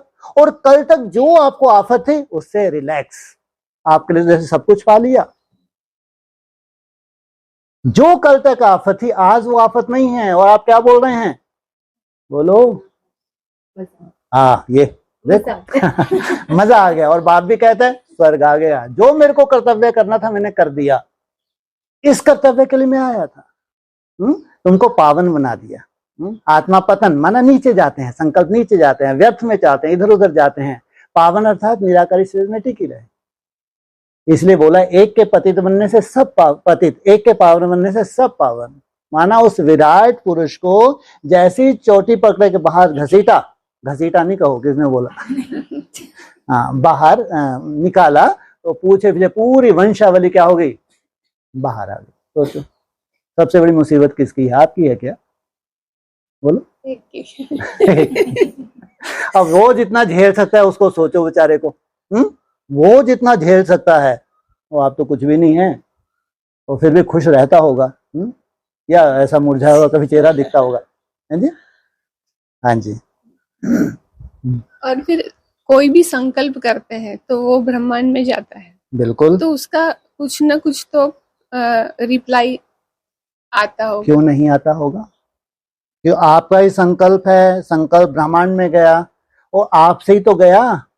जिससे जा रहा है आत्मा पूरे ब्रह्मांड से कनेक्टेड है, तो आपका ही तो संकल्प है। तो जाएगा किसके पास जाएगा? वो गुंबद बनाते हैं, संकल्प करते हैं, वापस कहाँ आ जाता है? हमारे यहाँ मंदिरों का जो स्ट्रक्चर बनाया जाता है, जो आप संकल्प करते हैं वो घूम के वो फिर वापस कहाँ आ रहा है वो, क्योंकि आपको ही तो राहत देनी है उस संकल्प को। इसलिए ये नहीं है कि ब्रह्मांड में उसने कोई संकल्प फेंका और कल्याण किसी और का होने लगा। वो आपका ही बीज है, आपका ही बीज से आपकी सृष्टि है, इससे आपकी सृष्टि की ही पूर्ति होने वाली है। हाँ जी। और कभी कभी ऐसा होता है ना कि कोई एक टारगेट के लिए दो के अलग अलग संकल्प रहते हैं, ठीक है, ऑपोजिट संकल्प है, तो ठीक वो है। कैसे काम करेगा? अपने अंदर ही। हाँ, हाँ ये तो बोल रहे हैं ना, उसमें स्पष्ट गीता मिलेगा। मनुष्य आत्मा खुद ही अपना मित्र है, खुद ही अपना शत्रु है। जो विपरीत संकल्प है उसकी चिंता नहीं करनी, लेकिन जो पॉजिटिव है उसकी चिंता करनी है, वो विपरीत खत्म हो जाएगा। ये भी युद्ध है। इसलिए मुरली ने बोला तुम्हारी है अहिंसक युद्ध, तुम्हारी हिंसक युद्ध नहीं है, तुम्हारी अहिंसक युद्ध है। जो विपरीत संकल्प है या तुम्हारा डाउनफॉल लाते हैं, तुम्हारा उमंग उत्साह कम करते हैं, वो तो आने ही चाहिए। जो अच्छे संकल्प है उससे उनको काट देना, तो फिर एक ही संकल्प बचेगा, कौन सा? ये पूरी क्लासेज हैं, अव्यक्त वाणी साकार मूल्य है, किस लिए हैं? पूरे दिन भर में छोटी मोटी कुछ ना कुछ नेगेटिविटी आ जाती है, और यहाँ फिर क्या हो जाते हैं अपना के, नहीं होते पाते आप, हो जाते हैं ना। तो फिर नेगेटिव रहना ही नहीं है। इसलिए हमारे यहाँ दोनों टाइम क्लास का, एक टाइम तो ज्ञान स्नान करो कम से कम, बाबा भी बोलते हैं। अगर तुम एक टाइम भी ज्ञान स्नान नहीं करते, तुम कैसे ये कल्पना कर सकते हो कि बहुत सुंदर शुद्धता आ जाएगी? योगी सब कुछ नहीं है, बिना याद के ज्ञान के योग अधूरा है, ये ध्यान रखना। दोनों ही पंख चाहिए, बिना ज्ञान के। और ज्ञान वो नहीं है कि बहुत अच्छा हमने चित्रों के ऊपर समझा दिया, घंटों प्रदर्शन, ये ज्ञान नहीं है। ज्ञान स्वयं स्थिति में टिकने के जो मुरली में सुंदर पॉइंट आपको मिल रहा है कि आप उसके ऊपर काम करते हैं, वो है ज्ञान। रोज कुछ ना कुछ तो होता ही है जो आपको चाहिए, तो उसके ऊपर आप काम करते हो और रियलाइज करते हो कि आज बाबा ने मेरे लिए ये बोला, वो आपकी याद की यात्रा को 4 चांद लगाता है।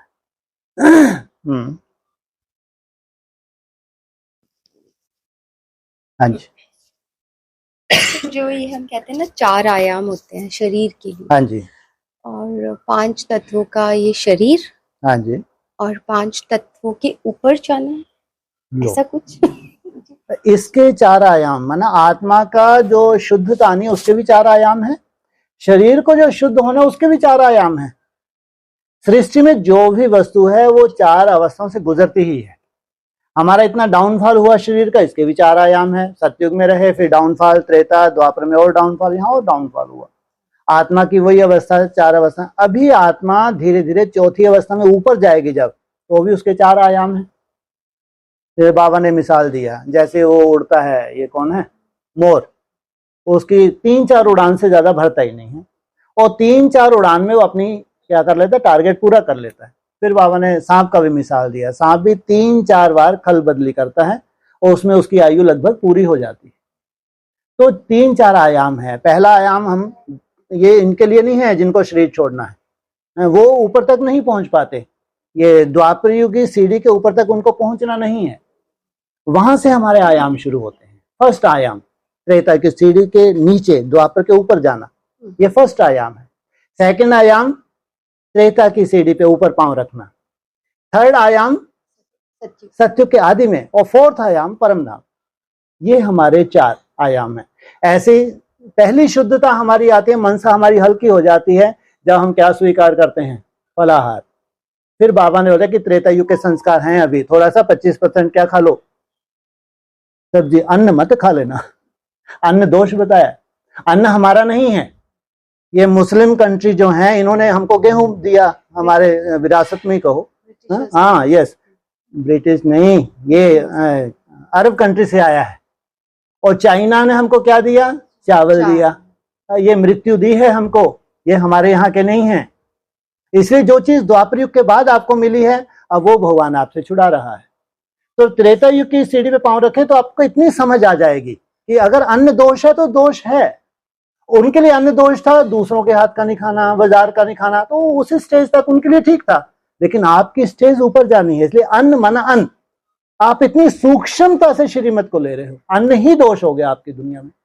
तो बोल दिया, अव्यक्त ने बोला, वहां क्या होगा, फल होंगे और सब्जी भी होगी, क्योंकि त्रेता युग में हो, अभी चिंता मत करो। तो सब्जी 25%, 75% फल। फिर ऊपर गए तो अब सब्जी खत्म हो गई तुम्हारी, अब क्या है तुम्हारे पास, फल ही है। पूरा फल तो अब मिला। अब फल को भी सूक्ष्म कर देंगे और ऊपर जाओगे तो तुम्हारी आफत ही है। और ऊपर गए तो लिक्विड 24 घंटे में 1 गिलास सफिशिएंट, 2-3 गिलास नहीं। ये है तुम्हारी सतो प्रधान स्टेज की निशानी। भोजन तुम्हारा सूक्ष्म होता जा रहा है, स्टेज तुम्हारी पावरफुल होती जा रही है। इसलिए इतनी सुंदर परिभाषाएं मिल जाएंगी, थर्मामीटर लगाना, अपने आप को चेक कर लेना मैं कहाँ घूम रही हूँ। इसलिए कहा राजयोग है, ये पढ़ाई है। पढ़ाई में तो हर चीज हमको एक्यूरेट दिखनी चाहिए ना। तो 4 अवस्था तो तुम्हारा शरीर भी वैसे शुद्ध होगा। जैसे अग्नि दोष से मुक्त होगा तो और ऊपर की स्टेज, और फिर लिक्विड से और ऊपर की स्टेज। हमको नहीं मालूम अंदर क्या कुछ है, हमने कोई स्टडी नहीं की है, लेकिन हमारी जो मुरली है अव्यक्त में, यही हमारी स्टडी है। अगर हम सार निकालेंगे तो कहाँ से निकालेंगे, नहीं तो हमको भीख मांगने जाना पड़ेगा, कोई डॉक्टर ढूंढने पड़ेंगे, कोई वैद्य ढूंढने पड़ेंगे। हम राजयोगी हैं तो कहाँ से ढूंढेंगे, हमारी मुरली अव्यक्त वाणी, यही हमारी लाठी है, वो पूरा सार उसमें है। हाँ जी। तो सतयुग में, सतयुग के वहां जब पाँव रखते हैं तो लिक्विड, अरे जबरदस्ती नहीं देंगे तो सतयुग में पहुंच गई तुम्हारे 720 होने लगे, अब तो कुछ भी नहीं खा सकती। बेचारी, इससे तो मैं नीचे ही ठीक थी। कितनी बड़ी आफत होगी, क्वेश्चन भी पूछेंगे तो ऐसे ही पूछेंगे। इससे तो मैं नीचे अच्छी थी ना, कि कम से कम फल तो मिल रहे थे, है ना, सब्जी भी मिल रही थी, और मैं मस्त थी, खूब भगवान को याद कर रही थी। आप खा सकते हैं, कोई गला खराब नहीं हो जाएगा, कोई पेट खराब नहीं हो जाएगा। लिक्विड एक आपके रिक्वायरमेंट है, ज्यादा से ज्यादा 24 घंटे में लिया 100 ग्राम बस। अब कोई भक्त आ गया, भाई जी ये तो बहुत ही अच्छे हैं, ये क्या है, कौन सा सीजन है, आम का सीजन है, मैं आपके लिए स्पेशल लाई हूँ, गपा गप खा जाएगा नहीं खा जाएगा। कोई पेट थोड़ी खराब है, हाँ ले आ, 1 किलो ही ले आओ। कितने दिनों के बाद मिले हैं। तो आफत ही कर ली बेचारे ने, ना जाते ऊपर किसने बोला था। तो ये थोड़ी कि पेट खराब है, आम खाएंगे तो दस्त लग जाएंगे, ऐसा नहीं है। और इतने समझदार भी बन जाते हैं, तो थोड़े थोड़े करके खा लेंगे। तो कितनी चिंता होगी सोचो। तो मतलब इस राजयोग में ऊपर वाली स्पेस भी कोई है कि, हाँ जी, वहां नहीं ले जा रहे, नहीं तो एक नहीं मिलेगा यहाँ पे भी लोग ऐसे है ना, क्या नहीं मिलेगा। अभी आप तो क्या सब समझदार बैठे हो। यहाँ तक छोड़ दिया, आगे तो आप पहुंच ही जाओगे। आगे तो फिर जल भी नहीं है, जल से ऊपर तो केवल वायु तत्व है, वायु तत्व से पूरा काम होना है। पूरे पांचों तत्व वायु तत्व से मिलेंगे, पूरे जो डैमेज सेल हैं वो चार्ज होने लगेंगे। ये है पूरा साइंटिफिक। मंजिल तो वही है ना। अरे वो तो मिल ही जानी है, वो कहाँ जा रही है मंजिल, उस मंजिल को हमको चिंता करनी ही नहीं है। वो बैकुंठ तो है ही आपके लिए। अब अकेले भाई जी जाके बैठ के काहे का बैकुंठ? अब नीचे वो जा नहीं सकते, ऊपर कोई आ नहीं रह पा रहा, ऐसा कैसा बैकुंठ? इसलिए भगवान ने स्पष्ट बोल दिया, नहीं चल नीचे। जब तक पूरी राजधानी चाहिए, सोचो ये कैसा भगवान है, कितनी बड़ी सजा है ये। माना कोई वैल्यू नहीं है आपकी, जाओ पूरी राजधानी को लेकर आओ, नहीं तो वहीं बैठे रहो। तुम भी खाते रहो, सब्जी खा लो बीच में, फल वल खा लो बीच में, वहीं बैठे रहो। कोई लहसुन प्याज थोड़ी दे रहे हैं, मसाले डाल के थोड़ी दे रहे हैं, मिर्ची डाल के थोड़ी दे रहे हैं। ये आफत है, कितनी बड़ी आफत है। सोचो, जाना है तो पूरे परिवार सहित ही जाना है, परिवार को लेके ही जाना है। ये है असली कर्तव्य। हाँ जी, हाँ आपका अधूरा रह गया था। हाँ जी, वो गोल हो गया क्वेश्चन ही। उसमें सब कुछ ही तो आ गया ना। नहीं मेरा था वैसे। हाँ बोलो बोलो, पर्सनल वाला था, बोल लो। तो कल लो, क्यों टाइम हो गया क्या? 15 मिनट नहीं है। है।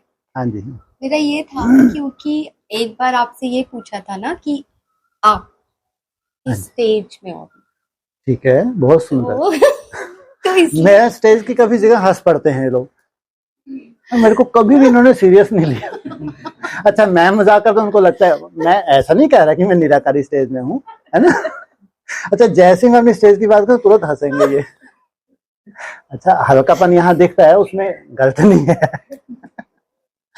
लेकिन मेरे को अच्छा लगता है, मेरे को अपने परिवार से ऐसे हल्के रूप में मिलना अच्छा लगता है, हैं? हाँ जी, हाँ आप बोलिए। पीछे रेनू बहन। हाँ जी आइए, आगे आइए। सब चाहिए, बेबी वाले भी चाहिए, पापा वाले भी चाहिए। जरूरी है पूछना एक्चुअली। हाँ जी। जब हम लोग बैठते हैं, हाँ जी, यहाँ वाले जो रहते हैं, ये पार्ट, ये लोग सोते क्यों नहीं और हम लोग क्यों सोते हैं? सोते नहीं हैं आप घूम घूम के कर रहे हैं। हाँ। आलस आ रहे तो कुछ ना कुछ विधि अपनाए हुए हैं। आलस थोड़ा बहुत आ रहा, ये भी घूम लेते हैं। जो हैं ये भी बीच बीच में उठ के चले जाती हैं, बहनें फिर आके बैठ जाती हैं। तो लेकिन अब इनको तो दूसरा कोई काम ही नहीं है। आप लोगों तो फिर भी काम है, कुछ ना कुछ जिम्मेवारी है, घर की जिम्मेवारी। आप लोगों को कुछ काम वाम है? कोई काम धाम नहीं। लेकिन ये है पवित्र आत्मा, है ना। धीरे धीरे प्योरिटी की पावर से अगर आपका आलस दूर नहीं हुआ, आपका अलवेलापन दूर नहीं हुआ, तो फिर प्योरिटी की पावर का फायदा क्या। लेकिन तो भी इनको मेहनत है, बिना मेहनत के नहीं। इनको अपनी तरह की मेहनत करनी होती है। अमृत वेला उठे तो मेरे को नहीं लगता आप लोग बैठ के कौन कौन करते, हाथ खड़ा करो। बैठ के एक दिन में बैठ के नहीं करता, सोचो आप। और उसके बाद भी जब आलस आता है तो उठ के मुंह हाथ धुलाई करके फिर आके बैठती हैं, फिर उठ के चले जाते, बैठती है। तपस्या है। इसलिए हमारे यहाँ बैठने का कोई रोल नहीं, मैं ही बैठ जाता हूँ ताकि सबको कोई तो दिखे। मैं भी घूमने लगा तो आफत ही समझो फिर तो। इसलिए मैं जम के बैठ जाता हूँ ताकि परिवार को ये रहे कि आज नहीं तो कल हमको भी ये सीट मिलेगी, लेकिन ऐसे ही बैठना पड़ेगा वहां पे। नहीं होता है ना कि मतलब एक ही जगह टिके हुए हैं, ना हम हिल रहे हैं ना हम सो रहे हैं, और हम अगर बैठ जाए ये इनको कम से कम 8 घंटे बैठना है, कम से कम एक ही सीटिंग पे, तब तक ये राजयोगी नहीं है। अगर 8 घंटे ब्रह्मा को चैलेंज नहीं कर सकते, ये 8 घंटे एक ही आसन पे बैठेंगे तो बड़ी अम्मा बैठी हुई, छोटी अम्मा सॉरी, बड़ी नहीं, पीछे बैठी होंगी बुढ़िया रानी, ये है राजयोगी। ये पुरानी है, दीदी दादी हैं। 8 घंटे एक ही सीटिंग, 4 नहीं। और बनेगी वो सीटिंग, उसको तब कहेंगे प्रदर्शनी, तब कहेंगे म्यूजियम, अभी नहीं। चलते फिरते का कोई म्यूजियम नहीं होता, चलते फिरते तुम्हारी तपस्या है। एक ही टांग पे बैठो, एक ही आसन पे बैठोगे। उस वक्त समझना कि पूरी तरह से कर्तव्य कर दिया ऊपर वाले ने। जब पूरा संगठन 8 घंटे नहीं हिल रहा है, एक एक के ऊपर कर्तव्य उसने कर दिया। यहां तक सबको जाना है। अगर स्थूल में भी आसन है तो स्थूल में भी हमारा आसन होना है। अभी हम मन बुद्धि का आसन सेट कर रहे हैं, स्थूल को वैल्यू नहीं देते, और वैल्यू देंगे भी क्यों? क्योंकि ये राजयोग है। चलते फिरते उठते बैठते बाप को याद करना है। लेकिन अगर स्थूल में आसन सिद्ध ना हो, ये हो नहीं सकता। इतना हल्की आपकी बॉडी को हो जाना है, इतना हल्का, आपको एहसास ही नहीं होगा कि इतने घंटे हो गए बैठे हुए। यहां तक भी हम जाएंगे। इसलिए 8 घंटे का अगर मुरलियों में जिक्र आया है तो 8 घंटे की भट्टी तो एक ही आसन में आप लगेगी, देखते जाओ आगे चल के, आप चिंता मत करो। इसमें खान पीन का भी बहुत योगदान रहता होगा। अभी तो हम लोग खान पीन जो है हल्का ही है ना। अगर आप सब्जी भी लेते हो तो वो भी हल्की है, अब बाकी फल लेते हो, कच्चा लेते हो तो वैसे ही हल्का ही है। बाकी है तो भी हम ये मानते हैं और मैंने कई बार बोला भी है, आप ये लेने लोगों, मान लो फल ले रहे हैं, सब्जी ही ले रहे हैं, कुछ नहीं भारी ले रहे, तो भी आलस आता है। आलस हमारे अनेक जन्मों का हिसाब किताब भी है। ये नहीं है कि आप केवल फल लेने लगे या थोड़ी सब्जी तो आलस नहीं आएगा, आएगा, क्योंकि आप 63 जन्मों का आपके हिसाब किताब भी है। आलस को जाने में टाइम लगता है, इसलिए आलस इतना आसानी से नहीं जाता, उसमें टाइम लगता है। आलस जाएगा जैसे जैसे फिर आपकी निराकारी स्टेज बनेगी तो धीरे धीरे आलस भी चला जाएगा। हाँ, कोई कोई होते हैं जिनको आलस बहुत कम आता है, लेकिन आलस धीरे धीरे जाता है, एकदम से नहीं जाता है। और वो कोई बहुत बड़ी समस्या नहीं है। आलस आते तो हम लोग मुंह धुलाई कर लेते हैं, आलस आते हम घूम फिर के कर लेते हैं, कोई बहुत बड़ी समस्या नहीं है आलस। हाँ, जाना है, आज नहीं तो कल उसको जाना जरूर है। जैसे कल एक जगह पढ़ रही थी, ये थोड़ा टॉपिक से हटके है, कि कल एक जगह पढ़ रही थी, वो बोलते हैं कि आप किसी का भी आप पैर नहीं छू सकते हैं। ठीक है, बिल्कुल। जैसे हम लोग होते हैं इंडियंस है कि बड़ा हुआ हमने पैर छू लिया, पर वहां पर ऐसा लिख रहा था कि आप कोई भी पर्सन का पैर नहीं छूइए, उसके वाइब्रेशन आपको इफेक्ट कर जाते हैं। नहीं, ठीक है, ये उनकी अपनी मान्यता है, लेकिन बाबा ने मुरली में इसलिए बोला कि तुम आत्मा हो। जब आत्मा हो तो कोई किसी के पांव कैसे पड़ सकता है, माना सबको एक सा रिगार्ड देना, आत्मा आत्मा भाई भाई, हमारे यहाँ इस रूप से है। बाकी हमारे ये नहीं कि कोई पांव पड़ गया तो उसने कोई बहुत ज्यादा ऐसे तुमको कुछ तामसिक, बिल्कुल नहीं, इस चीज को तो बाबा ने टोटली खंडित किया है। लेकिन इसलिए पांव नहीं पड़वाते हैं बाबा का, आत्मा आत्मा भाई भाई, यहाँ ना कोई छोटा है ना बड़ा है, सब क्या है, अपने भाई हैं, इसलिए मुरली में मना किया है तुम पांव नहीं पड़ सकते। जैसे आज मैंने, वैसे तो आपने जिस दिन बोला उसी दिन से मैंने शुरू कर दिया था 3 बजे का, आज मैंने 2:15 से शुरू किया। बढ़िया। पर वो एक संकल्प के साथ शुरू किया कि 3 चीजें, मन, बुद्धि और शरीर को बहुत पावरफुल करना। वेरी गुड, बहुत सुंदर। दूसरा, मेरी कोशिश रहेगी कि अग्नि तत्व नहीं लेने की। 21 रोज प्रयोग करके देखो। हाँ, वो मैंने आज 21 रोज जो भी अपने को प्रयोग करना चाहे कर सकते हैं, करना चाहिए, क्योंकि अभी एक वायुमंडल बनने जा रहा है ना, जो आपको कल तक असंभव था ना, इस 21 रोज में सहज होगा, ये भी ध्यान रखें। अगर आप कर सकते हैं तो करना चाहिए, क्योंकि एक वायुमंडल, उसमें बॉडी को आपको कितनी राहत मिली, क्या आपकी अचीवमेंट रही, जो भी हो वो आपका पर्सनल होगा। योग अपनी जगह है, लेकिन ये साधन बहुत वैल्यूबल है हमारे लिए, ध्यान रखना। जब ये साधन की बात आएगी, थोड़ी देर के लिए क्या करेंगे, योग को हम साइड में रख देंगे, पहले शरीर के ऊपर काम करेंगे। शरीर जितना अंदर से आपका सुंदर है, पावरफुल है, उतना ही योग की बहुत पावरफुल स्टेज मिलनी है आपको। इसलिए 21 रोज तो आपको प्रयोग करना ही चाहिए। जैसे अभी का टाइम जो मेरा है, एक्चुअली में बहुत टफ टाइम है, क्योंकि मेरा काम का भी लोड बहुत ज्यादा है। पर मैंने आज, जैसे ये लोग सब बोलते हैं बाबा के ऊपर छोड़ दो, बिल्कुल ठीक है। मैंने सुबह बोला भाई आप देख लेना, मुझे इतनी शक्ति दो कि मैं जो संकल्प कर रही हूँ वो मैं कर पाऊँ। आसानी से हो जाएगा, क्योंकि इसमें कोई इंटरफेयर नहीं होता। माना जितनी एनर्जी इसमें है ना फल में, उतनी एनर्जी किसी में नहीं है। ये प्रैक्टिकल आप अनुभव करेंगे, थकावट का तो कोई रोल रहना ही नहीं है, रहना ही नहीं है, इतनी एनर्जी है फल में सच। इसलिए ये तो केवल हमारी जो एक आकर्षण है ना, थोड़ा सा बना के अग्नि को थोड़ा सा पकाना करना है, थोड़ी सी आकर्षण है, उस आकर्षण से थोड़ा सा बुद्धि में साइड में रख दें। अमृत ही अमृत है, तो पूरा अमृत है, प्रकृति से जो भी मिल रहा है पूरी तरह अमृत है। बस आप उसको पकाते हैं तो उसको दूषित कर देते हैं। पका के प्रकृति ने जो आपको दिया उसमें आपको नष्ट कर दिया, नष्ट करके थोड़ा सा अपने हिसाब से पकाया खाया। जीव को बहुत कुछ मिल गया, लेकिन है भूसा। कितने सुंदर थे, क्यों क्या क्लास है नहीं? कल आप उनको बोल रहे थे, इसलिए नहीं, अब हमारे सामने तो बहुत बड़ी दिक्कत है, हमको तो पूरे परिवार को ही ले जाना है, छोड़ना एक को नहीं। अभी तो इनको एक्सरसाइज करवानी है, उसे दीजाई को थोड़ा साइड में रख लेते हैं हम, तो देखा नहीं जाता बेटा। फिर हम कहते हैं भैया 21 जन्म के लिए वो इंश्योरेंस करवा दिया गलती से आपके पापा ने, और इंश्योरेंस से इतना बड़ा बात मत पूछो, तो कैसे नहीं ले जाएंगे, कैसे छोड़ देंगे। इसलिए कोई भी छूटने वाला नहीं है यहाँ पे, ध्यान रखना। 21 रोज का खास प्रयोग करना चाहिए, है ना। प्रयोग करके हम अपने आप को चेक करें, अपने को देखें, माने गोल्डन चांस है ये। संगठन में करते हैं तो उसकी वैल्यू होती है, वाइब्रेशन बनता है। जो कल तक असंभव था वो बहुत इजीली हो जाएगा। और फिर अपने लिए करना है, अपनी हेल्थ के लिए करना है, किसी के लिए तो नहीं करना ना, जरूर करेंगे। हाँ जी, और कुछ नया करेंगे। चावल जिसे विदेशी अन्न दिया था, जी जी, ये मक्का बाजरा ये सब भी ऐसे ही आप जो व्रत में नहीं खाते हैं बस वो समझो हमारे भारत का है। जो कुछ भी बाहर से आया हुआ है वो आपके भारत का नहीं है। हमारे यहाँ व्रत में जो जो चीजें खाते हैं वो हल्की होती है, भारी नहीं होती है, पाचक होती है। तो व्रत तो सबने रखे ही होंगे, लेकिन अब थोड़ा सा अपन कृपा कर रहे हैं अपने ऊपर कि व्रतों से भी ऊपर उठ रहे हैं। उस व्रत में तो व्रत रखते हैं तो जो नहीं खाए था एक हफ्ता वो उड़ाते हैं व्रत में, नहीं, क्योंकि वहां छूट मिली हुई है, आप बढ़िया घी में तल लो, है ना, और बढ़िया। लेकिन बस व्रत है, चूंकि वो अन्न नहीं खाना है तो इसको अपन वैसे ही बना सकते हैं। हमारे यहाँ तो इतनी कला आ गई है आजकल, पकोड़े भी बन जाते हैं। हाँ तो गुड, अति सुंदर, डबल अंडरलाइन। हाँ ये कलयुगी व्रत हो गया, बहुत सुंदर बोला आपने, ये तो आपको ट्रिपल टाइम अंडरलाइन कर लेना। गुड, नहीं ये हकीकत है, असली व्रत होते ही थे जो फलाहार रखते थे वही होते थे। फिर धीरे धीरे इतने कमजोर होते गए हम लोग, तो वैसा नहीं होता, क्योंकि आकर्षण होती है बहुत ज्यादा।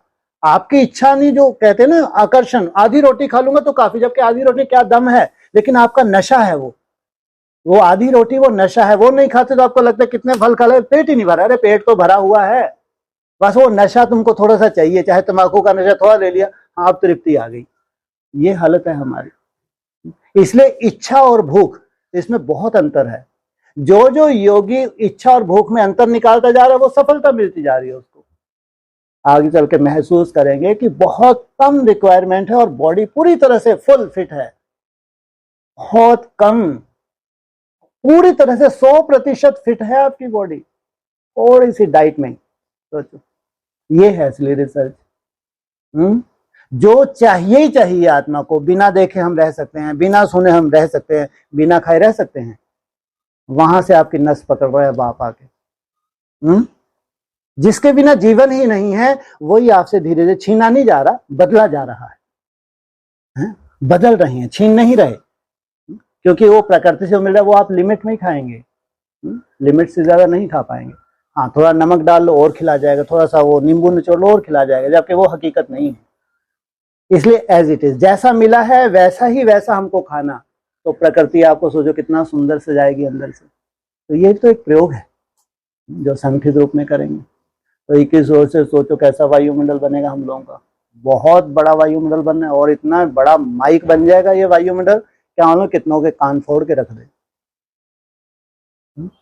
कुछ तो बाबा की प्लानिंग होगी ना, है ना। इसलिए अपना पर्सनल, हर एक अपना पर्सनल व्रत लें, कुछ नया करें, अपने लिए करें, अपने लिए करके एक सैंपल बने, है ना। खाना तो नहीं खाएंगे, लेकिन 2 टाइम गर्म पानी, अरे खूब गर्म पानी के लिए कभी उसमें थोड़ा सा शहद डाल लो, आपके लिए तो बहुत अच्छा है। गर्म पानी करो, उसमें शहद डाल के पियो, चाहो तो नींबू भी डाल लो उसमें, आपके लिए तो बहुत अच्छा है। दालचीनी क्या होती है, कोई चटकी तो नहीं होती, चटपटा तो नहीं। अच्छा हाँ ठीक है ठीक है ठीक है। वैसे तो अगर आप ये लेना नींबू और ये शहद, ये बहुत अच्छा है। क्योंकि ये हमारी एक मुरली में आया था कि जब वो फास्टिंग करते हैं, जैसे वो करते हैं ना, ये वो क्या व्रत रखते हैं, वो सरकार को झुकाना है, हाँ सत्याग्रह नहीं, वो भूख हड़ताल करते हैं, हाँ हाँ भूख हड़ताल, तब वो लोग इसका प्रयोग करते हैं, शहद का। मुरली में बोला है, वो बाबा ने एक बार बोला था क्लास में। हाँ शहद को, वैसे जो 5 अमृत आते हैं ना उसमें शहद का जिक्र भी आता है, तो ये अमृत है ना, फास्टिंग के लिए अमृत है। कैसे आपकी बॉडी को अंदर से क्या करेगा अपने पास वो नहीं है, अपने को ज्यादा ढूंढना भी नहीं है, लेकिन है अमृत। तो उसको आप नींबू के साथ गर्म पानी में लें, बहुत फायदा होगा आपको। मैं तो लगता है धीरे धीरे डॉक्टरी बना जा रहा हूँ। हाँ जी के दौरान मुझे बोला गया था, हाँ जी कच्चा केला, हाँ गुड, शहद के साथ बहुत सुंदर, बहुत एनर्जी लगती है, बहुत बढ़िया। काफी टाइम उसको रेगुलर, हाँ हाँ मेटाबॉलिज्म हमारा हाई करता है, ठीक है, फाइबर होता है, तो अभी वो चीज हमें बड़ी, हाँ हाँ सही, बिल्कुल बिल्कुल बिल्कुल बिल्कुल।